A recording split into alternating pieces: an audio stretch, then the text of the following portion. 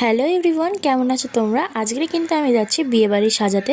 সেই জন্য তোমাদের সাথে আমার একটা রেডি হওয়ার গেট রেডি শেয়ার করছি। যেহেতু আমাদের ক্লায়েন্টের লোকেশানে 2টোর মধ্যে পৌঁছাতে হতো, সেখানে আমি করে ফেলেছিলাম লেট, কারণ অলরেডি 1:31 বাজে। তখন আমি সবে স্নান করে এসেছি। তো যাই হোক, আমি কিন্তু তাড়াহুড়ো করে রেডি হচ্ছিলাম যাতে কোনোভাবেই দেরি না হয়ে যায়। তো আমি কিন্তু এখানে ফার্স্টেই অ্যাপেলোর ময়শ্চারাইজার ইউজ করেছি, এবং তো এরপর কিন্তু আমি ইউজ করেছি রিকর্ডের এই প্রাইমারটা। যেহেতু আমার স্কিনে অতটাও দাগ নেই, সেই জন্য আমাকে দাগ কনসিল করতে লাগে না। তো সেই জন্যই কিন্তু আমি আমার স্কিন টোন অনুযায়ী একটা ফাউন্ডেশন আমার মুখে অ্যাপ্লাই করে নিয়েছি। কিন্তু পার্লারে যখন মেকআপ শ্যুটের জন্য আমাকে সাজানো হয়, তখন আমার চোখের নিচে ডার্ক সার্কেল থাকার জন্য আমাকে অল্প হলেও কিন্তু দাগ কনসিল করানো হয়। কিন্তু আজকে আমি আমার স্কিনে কোনো রকম কোনো দাগ কনসিল করিনি। জাস্ট আমার স্কিন টাইপ অনুযায়ী মেকআপ অ্যাপ্লাই করে ব্লাশ এবং হাইলাইটার ইউজ করেছি।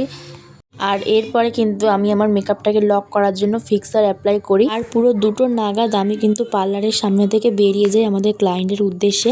যেহেতু আমাদের বাড়ি থেকে বেশি দূরে ছিল না, সেই জন্য খুব বেশি একটা সময় লাগেনি।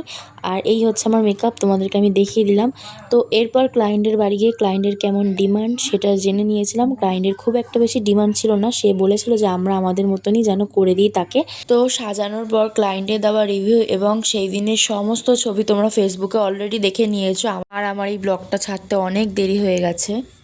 তো যাই হোক, তারপর 7:13 নাগাদ আমরা ক্লায়েন্টের বাড়ি থেকে বেরোই এবং বেরিয়ে আমাদের বাড়ির দিকে চলে আসি। আর বাড়িতে এসে আমি কিন্তু রাতে আর ভাত খাই না, 1 গ্লাস কফি নিয়ে পড়তে বসে যাই, কারণ কালকে সকালেই আমার পরীক্ষা।